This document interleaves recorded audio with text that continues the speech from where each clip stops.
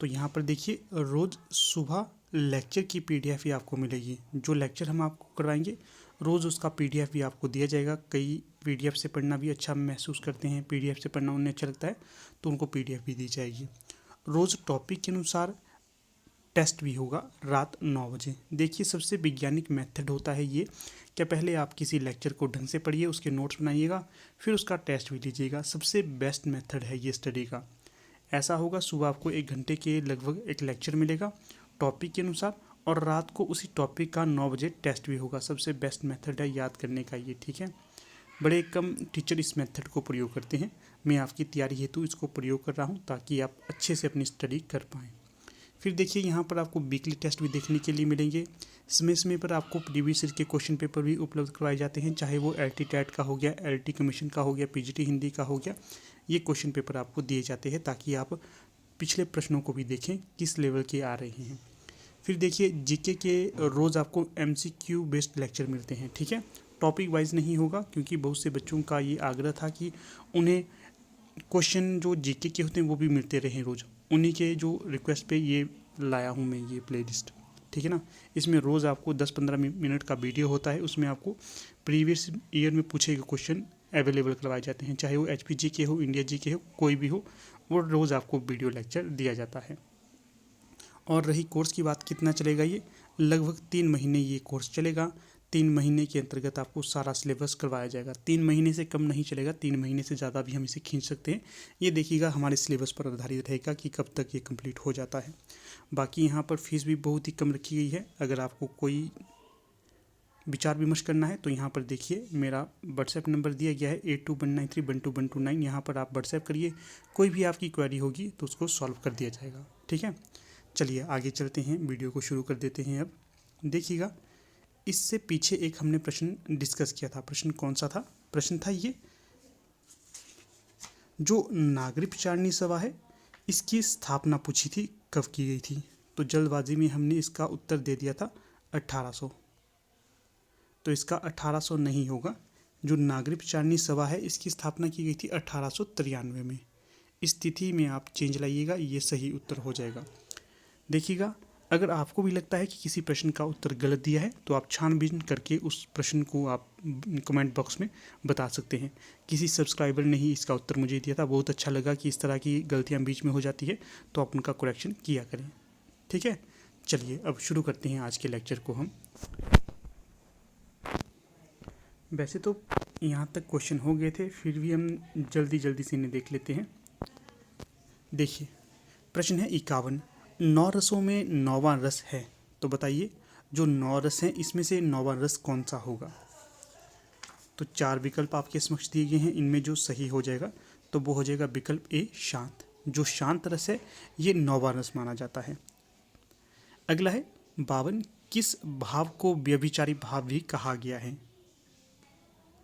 तो जो व्यभिचारी भाव कहा जाता है संचारी भाव को कहा जाता है। 52 का सही विकल्प डी हो जाएगा। देखिएगा जितने भी प्रश्न हम PGT हिंदी की इस सीरीज़ में करेंगे सभी को आपने नोट करना है जो आपको नहीं आते हैं।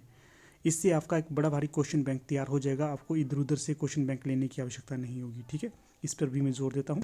आपने अगर आप लोग PGT हिंदी और LT कमीशन की तैयारी कर रहे हैं तो इससे संबंधित एक रजिस्टर लगाना है आपने, ठीक है, जिससे आपके सेल्फ नोट्स तैयार होते रहे। अगला प्रश्न 53, हाय रुक गया यहीं संसार बना सिंदूर अनल अंगार, पंक्ति में कौन सा रस है? तो यहाँ पर जो रस होगा तो वो हो जाएगा करुण रस, विकल्प बी यहाँ सही हो जाएगा। अगला प्रश्न है 54, किस आचार्य ने सौंदर्य को ही अलंकार माना है? तो जो वामन थे इन्होंने सौंदर्य को ही अलंकार माना है, विकल्प ए यहाँ पर सही हो जाएगा। फिर अगला प्रश्न देखिएगा 55, लाज की मादक सुरासी लालिमा पंक्ति में अलंकार होगा। तो जो 55 का सही विकल्प हो जाएगा तो ये हो जाएगा विकल्प भी उपमा। यहाँ पर कौन सा अलंकार होगा? उपमा। लाज की मादक सुरासी लालिमा, यहाँ पर उपमा की जा रही है इसलिए यहाँ पर उपमा अलंकार होगा। फिर देखिए अगला प्रश्न 56, इनमें से किसकी समानता से उपमा अलंकार होता है? तो देखिए उपर्युक्त सभी की समानता से उपमा अलंकार होता है रूप, गुण और प्रभाव। फिर देखिए अगला प्रश्न है स्थावन। जहाँ बिना कारण के कार्य होना पाया जाए वहाँ पर कौन सा अलंकार होता है? तो वहाँ पर होता है विभावना अलंकार। जहाँ पर बिना कारण के कार्य का होना पाया जाए तो वहाँ पर विभावना अलंकार होगा। काफ़ी ज़्यादा इस प्रश्न को पूछा जाता है। फिर है अगला प्रश्न, त्यों त्यों प्यासोई रहत ज्यों ज्यों पियत अघाई। क्या है? त्यों त्यों प्यासोई रहत ज्यों ज्यों पियत अघाई। पंक्ति में कौन सा अलंकार होगा? तो यहाँ पर देखिए विशेषोक्ति अलंकार होगा। सही विकल्प यहाँ ए होगा। फिर अगला प्रश्न है, आंसू काव्य रचना में कौन सा छंद प्रमुख है? पहले तो ध्यान रखना है कि जो आंसू नामक काव्य है किसकी रचना होगी? ये जयशंकर प्रसाद की रचना हो जाएगी। तो यहाँ पर जो प्रमुख छंद होगा तो वो आनंद छंद है। अगला प्रश्न देखिएगा 60। संस्कृत के वर्णवृत्त का प्रयोग किस रचना में हुआ है? तो ये हुआ है आपके प्रिय प्रवास में। जो प्रिय प्रवास है यहाँ पर आपको ये देखने के लिए मिलता है। फिर देखिएगा अगला प्रश्न, यहाँ पर क्या प्रश्न दिया गया है? संस्कृत के वर्णवृत्त का प्रयोग किस रचना में हुआ था? बता दिया जैसे इसका उत्तर, तो ये है प्रिय प्रवास। जो प्रिय प्रवास है इसको हिंदी का प्रथम महाकाव्य भी स्वीकार किया गया है आचार्य रामचंद्र शुक्ल के द्वारा। ठीक है, और ये किसकी रचना है? हरिऔध जी की रचना मानी जाती है। फिर जो साकेत है, साकेत का समय 1931 है और ये किसकी रचना होगी? मैथिली शरण गुप्त की। जो प्रिय प्रवास है इसका समय 1914 का माना जाता है। और जो कामायनी है ये जयशंकर प्रसाद की रचना है और जो उर्वशी है ये भी जयशंकर प्रसाद की ही रचना स्वीकार की जाती है। ठीक है, अगला प्रश्न देखिएगा 61। चौपाई के प्रत्येक चरण में मात्राएं होती हैं, तो ये बताइएगा। बड़ा सुंदर प्रश्न है ये भी। जो चौपाई है यहाँ पर मात्राएं होती हैं 16 सी सही विकल्प। अगर होगा चौपई, यहाँ से आ की मात्रा हटाई जाए, अगर चौपई पूछी जाए इसमें कितनी मात्राएं होती हैं? तो इसमें 15 मात्राएं होती हैं। अगला प्रश्न 62। मुक्त छंद कविता में किसका महत्व है? तो जो मुक्त छंद है इसमें अर्थलेय का महत्व होता है। ठीक है, अर्थलेय का बी सही विकल्प हो जाएगा। ये प्रश्न देखिएगा काफ़ी बार पूछा जाता है कि जो किस कवि के द्वारा मुक्त छंद का प्रयोग किया गया था। तो जो सूर्यकांत त्रिपाठी निराला थे, इनकी रचनाओं में अधिकतर मुक्त छंद का प्रयोग देखने के लिए मिलता है। मुक्त छंद के कारण ही इन्हें केचुआ छंद, रबर छंद इत्यादि की उपाधि भी दी जाती है। और जो जूही की कली हो गई, राम की शक्ति पूजा हो गई, सूरज स्मृति हो गई, जो भी सूर्यकांत त्रिपाठी निराला की रचना है यहाँ पर आपको मुक्त छंद देखने के लिए मिलता है। फिर है अगला प्रश्न 63। गद्य पद्य मिश्रित काव्य को कहा जाता है? तो बताइएगा गद्य पद्य मिश्रित रचना को क्या कहा जाता है?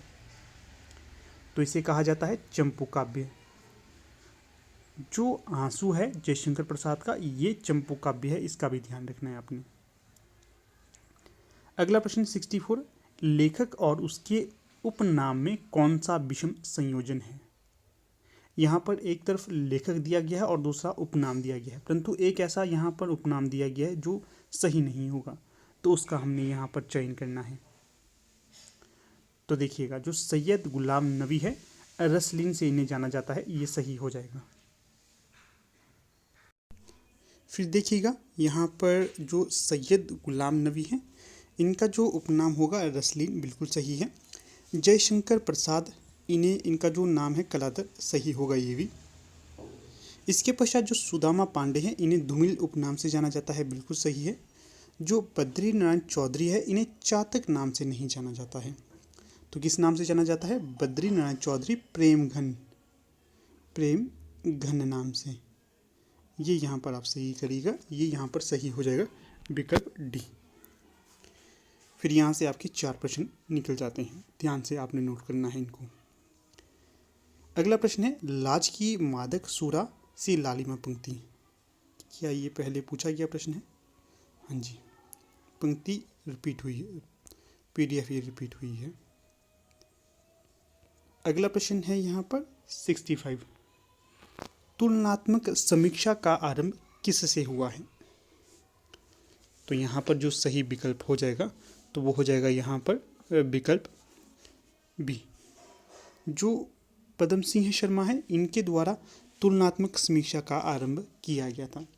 कैसे किया गया था? देखिए, जो बिहारी हैं और एक अरबी या उर्दू के शायद कवि हैं सादी, इन दोनों के बीच में इन्होंने तुलना की थी, जिस कारण तुलनात्मक समीक्षा या तुलनात्मक आलोचना का आरंभ इनके द्वारा किया गया था, पद्म सिंह शर्मा जी के द्वारा। फिर देखिएगा अगला प्रश्न देख लेते हैं 66। डॉक्टर नगेंद्र मूलतः किस कोटि के आलोचक हैं? महत्वपूर्ण प्रश्न है, अक्सर इसे परीक्षा में पूछा जाता है। तो जो सही विकल्प हो जाएगा 66 का, तो ये होगा रसवादी। जो डॉक्टर नगेंद्र थे ये मूलतः रसवादी आलोचक के तौर पर जाने जाते हैं। अगला प्रश्न है 67। सूची ए को सूची 2 के साथ सुमेलित करना है। तो चलिए करते हैं। सूची ए में काव्य सिद्धांत या वाद दिया गया है, सूची 2 में काव्याचार्य दिया गया है। इसका हम मिलान यहाँ पर कर लेते हैं। फिर देखिएगा यहाँ पर मिलान कर लेते हैं। अभिव्यंजनावाद, जो अभिव्यंजनावाद है ये किसके द्वारा प्रतिपादित किया गया था सिद्धांत? ये किया गया था आपके क्रोचे के द्वारा। फिर अभिव्यक्तिवाद है, ये किसके द्वारा प्रतिपादित किया गया था? अभिनव गुप्त के द्वारा। फिर विरेचन, विरेचन आएगा, विरेचन लिखा है यहाँ पर, विरेचन नहीं, विरेचन सिद्धांत, ये अरस्तु के द्वारा। अनुमितिवाद ये शंकु के द्वारा। इस प्रकार से 4 यहाँ से आपके प्रश्न निकलते हैं। ठीक है, फिर जो भी कोट यहाँ पर होगा उसका सही चयन कर लेना है। अगला प्रश्न 68। रामचंद्र शुक्ल की आलोचना पद्धति का सबसे प्रमुख तत्व है। रुकिएगा, यहाँ पर स्टोरेज फुल बता रहा है। तो देखिएगा प्रश्न था हमारा, रामचंद्र शुक्ल की आलोचना पद्धति का प्रमुख तत्व है, तो कौन सा प्रमुख तत्व होगा? तो जो सही विकल्प हो जाएगा यहाँ लोक मंगल की दृष्टि। ये जो लोक मंगल ये दृष्टि इन्होंने अपनाई थी या इस तरह का विचारधारा को इन्होंने अपनाया था, ये किससे प्रभावित होकर अपनाया था? जो महात्मा तुलसीदास थे, तुलसीदास जी से ये काफ़ी ज़्यादा प्रभावित थे, जिस कारण देखिए जो तुलसीदास है यह भी एक तरह से समन्वयवादी और लोक मंगल की भावना को स्थापित करने वाले आचार्य थे। इसी से प्रभावित होकर रामचंद्र शुक्ल ने भी आलोचना पद्धति में इस पद्धति का प्रयोग किया था। ठीक है, लोक मंगल की दृष्टि को प्रमुख माना था इन्होंने। फिर अगला प्रश्न है 69। बिंब के संबंध में कौन सा कथन असत्य होगा? तो यहाँ पर 4 विकल्प दिए गए हैं, इनमें से एक जो असत्य होगा उसका चयन करना है। देखिएगा, देख लेते हैं क्रम से सभी। पहला जो कथन यहाँ पर दिया गया है, बिंब शब्द चित्र का होता है, बिल्कुल सही है। फिर है बिंब रूढ़ होकर प्रतीक बन जाता है, बिल्कुल सही। बिंब पहले रूढ़ होता है फिर प्रतीक बन जाता है, ये भी सही हो जाएगा। फिर है बिंब कल्पना को मूर्त रूप देता है, बिल्कुल सही, कल्पना को भी ये मूर्त रूप देता है। अगला है बिंब अविदा शक्ति के चमत्कार हैं, तो ये गलत हो जाएगा, अविदा शक्ति का चमत्कार नहीं माना जाता बिंब को। यहाँ से भी आपके 4 प्रश्न निकलते हैं। अगला प्रश्न 70। स्वच्छंदतावाद की मुख्य प्रवृत्ति हैं, तो बताइएगा इनमें से स्वच्छंदतावाद की मुख्य प्रवृत्ति कौन सी होगी? तो जो स्वच्छंदतावाद की मुख्य प्रवृत्ति थी तो वो थी वैयक्तिकता, विकल्प बी। अगला प्रश्न 71। रस को काव्य की आत्मा घोषित करने वाले आचार्य कौन हैं? काफ़ी सरल सा प्रश्न है ये वाला। तो जो रस को काव्य की आत्मा स्वीकार किया गया था तो ये भर्तमुनि के द्वारा किया गया था। थोड़े से तथ्य यहाँ से आपको भर्तमुनि के संबंध में बता देता हूँ। जो भर्तमुनि थे ये संस्कृत काव्यशास्त्रियों के अंतर्गत प्रथम और मुख्य काव्यशास्त्री माने जाते हैं। इनके द्वारा नाट्यशास्त्र नामक एक काव्य ग्रंथ की रचना की गई थी, जिसमें हर एक चीज़ को ढंग से व्याख्यायित किया गया था। मुख्य जो आधार था नाट्यशास्त्र का, तो ये नाटक के ऊपर लिखा गया था। फिर जो भर्तमुनि ने रसों को सर्वाधिक महत्व दिया अपनी रचना में, और जो नाटक है नाटक में इन्होंने रसों की संख्या मानी थी 8। कितनी मानी थी? 8। जो शांत रस है इसको इन्होंने माना नहीं था, क्योंकि नाटक में शांत रस की आवश्यकता नहीं होती, इसलिए इन्होंने शांत रस को ज़्यादा महत्व नहीं दिया था। बाकी जो अभिनव गुप्त हैं ये भी नाट्यशास्त्र के जो रस और निष्पत्ति शब्द है उसकी व्याख्या के लिए इन्होंने भी अपना योगदान दिया था, अभिनव गुप्त ने। फिर अगला प्रश्न देखिएगा 72, यथार्थवाद के उदय का प्रमुख कारण है। तो बताइएगा यथार्थवाद के उदय का प्रमुख कारण निम्न विकल्पों में से कौन सा होगा। तो जो अति कल्पना का विरोध जो यथार्थवाद के उदय का प्रमुख कारण रहा है, तो ये था अति कल्पना का विरोध यहाँ पर मिलता था, जिस कारण यथार्थवाद का उदय हुआ। फिर है अगला प्रश्न 73, प्लेटो के काव्य प्रयोजन विचार में कौन सा नहीं है। तो जो 73 का सही विकल्प हो जाएगा, तो वो हो जाएगा विकल्प बी, मनोरंजन की प्रधानता प्लेटो के काव्य प्रयोजन के अंतर्गत नहीं आता है। बाकी सत्य की प्रतिष्ठा ये आता है, मानव कल्याण ये भी आता है, देशोत्थान ये भी आता है। और जो कई बार ये भी प्रश्न पूछा जाता है कि वो कौन सा पाश्चात्य विद्वान था जिसने आदर्श राज्य की स्थापना में कवि को महत्वपूर्ण स्थान नहीं दिया था, तो ये प्लेटो ही था। देखिएगा, प्लेटो के गुरु का नाम पूछा जाए तो ये सुकरात होगा, प्लेटो के शिष्य का नाम पूछा जाए तो ये अरस्तु हो जाएगा, अरस्तु के शिष्य का नाम पूछा जाए तो वो सिकंदर हो जाएगा। अगला प्रश्न है, समालोचना दर्श किस मूल पुस्तक का अनुवाद ग्रंथ है। बेहद ज़्यादा महत्वपूर्ण प्रश्न है ये। तो सही विकल्प हो जाएगा एसे ऑन क्रिटिसिज्म। तो जो समालोचना दर्श है जगन्नाथ जी की रचना मानी जाती है, ये एसे ऑन क्रिटिसिज्म की अनुवाद मानी जाती है। ठीक है, विकल्प ए यहाँ सही हो जाएगा। अगला प्रश्न है, 8 रस मानने वाले आचार्य कौन हैं। बहुत सरल सा प्रश्न है, ऊपर ही मैंने आपको इसका उत्तर दे दिया था, इसलिए यहाँ पर इस प्रश्न को मैं आपके ऊपर छोड़ देता हूँ। सभी ने इसका उत्तर देना है। ठीक है, जितने भी आप देख रहे हैं सभी से ये अपेक्षा करूँगा कि इसका उत्तर क्या होगा।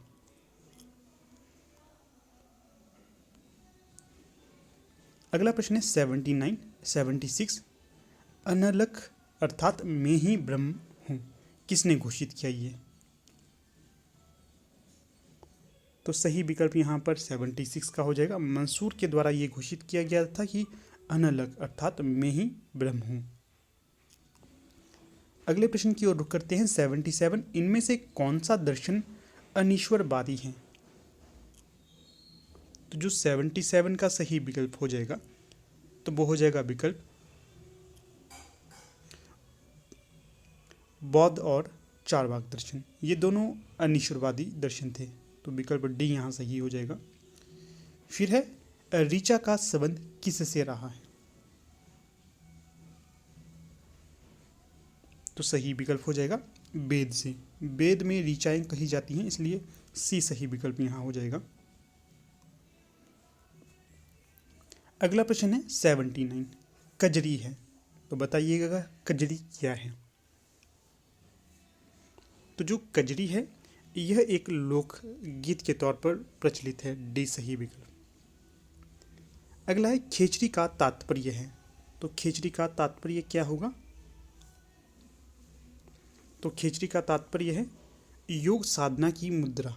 इस तरह के प्रश्नों को आप नोट करना, ऐसे प्रश्न अधिकतर पूछे जाते हैं। ऐसे 2-4 शब्द आपके समक्ष दिए जाएंगे, जो अगर आते होंगे तो सही कर लेंगे, नहीं आते होंगे तो गलत कर देंगे आप। फिर है अगला प्रश्न 81, हिंदी वर्णमाला में कुल कितने अक्षर होते हैं। यहाँ पर अक्षर की बात की जा रही है, तो सही विकल्प हो जाएगा 81 का 44। अगला प्रश्न है 82, वर्तमान हिंदी का प्रचलित रूप है। तो जो वर्तमान हिंदी है इसमें कौन सा प्रचलित रूप होगा। तो ये हो जाएगा खड़ी बोली का प्रयोग किया जाता है वर्तमान हिंदी में, जो हम प्रयोग में लाते हैं, जिससे मैं आपको बता रहा हूँ ये खड़ी बोली है। अगला प्रश्न है 83, हिंदी वर्णमाला में स्वरों की संख्या कितनी है। अच्छा प्रश्न ये भी पूछा गया है। तो यहाँ पर जो सही विकल्प हो जाएगा, तो 11 स्वर हैं, 33 व्यंजन हैं। अगला प्रश्न है 84, हिंदी भाषा किस लिपि में लिखी जाती है। अच्छा प्रश्न है ये भी। तो जो हिंदी भाषा है ये देवनागरी लिपि में लिखी जाती है। फिर यहाँ पर देखिएगा, जो अपनी नेपाली है इसे भी देवनागरी में लिखा जाता है, संस्कृत है इसे भी देवनागरी में लिखा जाता है। अगला प्रश्न है, निम्नलिखित में से कौन सा स्वर नहीं है। तो जो सही विकल्प हो जाएगा 85 का, तो जो विकल्प डी है ये स्वर नहीं होगा, बाकी विकल्प ए बी सी ये स्वर होंगे। अगला प्रश्न है 86, निम्नलिखित में से कौन सा ट वर्ग नहीं है? तो सही विकल्प हो जाएगा 86 का विकल्प डी, जो घ है ये ट वर्ग में नहीं आता। अगला प्रश्न है 87, निम्नलिखित में से कौन सा व्यंजन नहीं है? तो 87 का जो सही विकल्प हो जाएगा ये नहीं आता, बाकी सारे आते हैं क्ष, झ और ज्ञ, ये व्यंजन में आते हैं। अगला प्रश्न है 88, हिंदी भाषा में कितने कारक हैं? बहुत सुंदर प्रश्न। तो जो हिंदी भाषा में कारकों की संख्या मानी जाती है 8, विकल्प ए। अगला प्रश्न है 89, व्याकरण की दृष्टि से सौंदर्य क्या है? बहुत सुंदर प्रश्न है, ये भी यूनिक सा प्रश्न है। तो जो व्याकरण की दृष्टि से सौंदर्य है संज्ञा। फिर अगला प्रश्न है 90 से लेकर 94 तक शुद्ध वर्तनी का यहाँ पर चयन करना है। चलिए कर लेते हैं।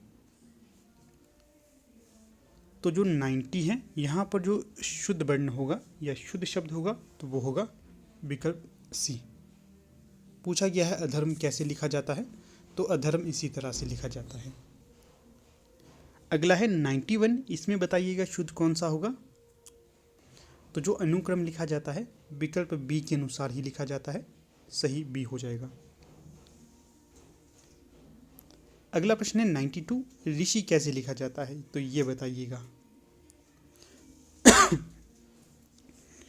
तो जो 92 का सही विकल्प हो जाएगा ऋषि, इस तरह से लिखा जाता है। अगला प्रश्न 93, तो यहाँ पर आपने बताना है ज्येष्ठ कैसा लिखा जाता है? ज्येष्ठ ऐसे लिखा जाता है, ज्येष्ठ का मतलब होता है बड़ा। फिर है 94, दीर्घायु कैसे लिखा जाता है?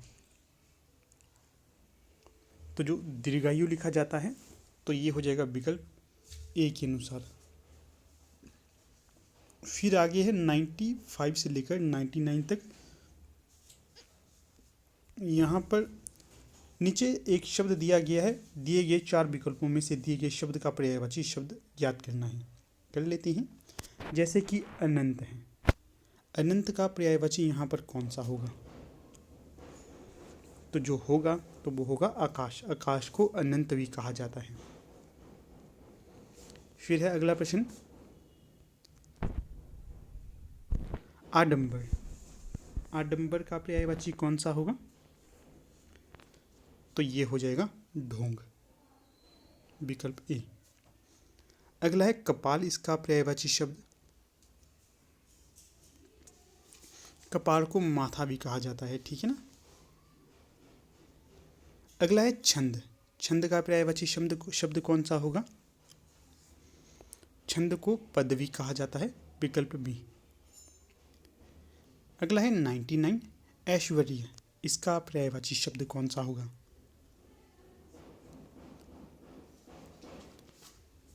तो सही विकल्प जो 99 का हो जाएगा संपदा। अगला प्रश्न है और अंतिम प्रश्न भी है अति। जो अति का क्या होगा यहाँ पर सही विकल्प? तो अति का हो जाएगा अल्प, ठीक है, विकल्प सी। तो दोस्तों देखिएगा कुछ इस प्रकार से आज का ये हमारा लेक्चर रहा, ठीक है। यहाँ पर हमने हिंदी के प्रश्नों को देख लिया, जो जो महत्वपूर्ण थे मैंने वो भी आपको बता दिया कि इनको इस प्रकार से लिखिएगा क्योंकि भविष्य में आपको रिवीजन हेतु काम आएंगे। फिर देखिएगा, फिर से यहाँ पर कहूँगा, अगर आप LT commission and PGT Hindi की प्रिपरेशन करना चाहते हैं तो आप हमारे कोर्स को ज्वाइन कर सकते हैं। यहाँ पर आपको संपूर्ण तैयारी करवाई जाएगी हिंदी साहित्य से संबंधित, ठीक है। बीच बीच में आपको जीके इत्यादि भी वीडियो के तौर पर दिए जाएंगे, ठीक है।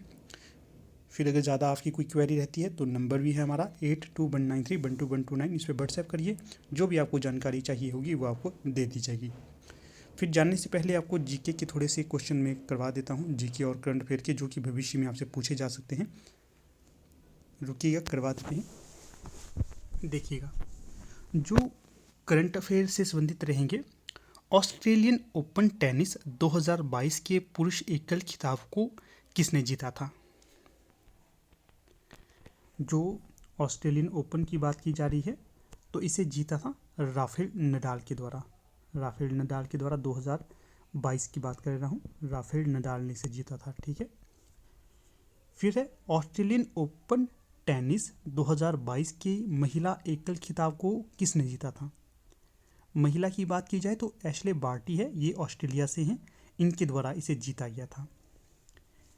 5 करंट अफेयर के क्वेश्चन करवाऊंगा। फिर देखिए, फ्रेंच ओपन टेनिस 2022 के पुरुष एकल को खिताब किसने जीता था, तो ये भी राफेल नडाल के द्वारा ही जीता गया था।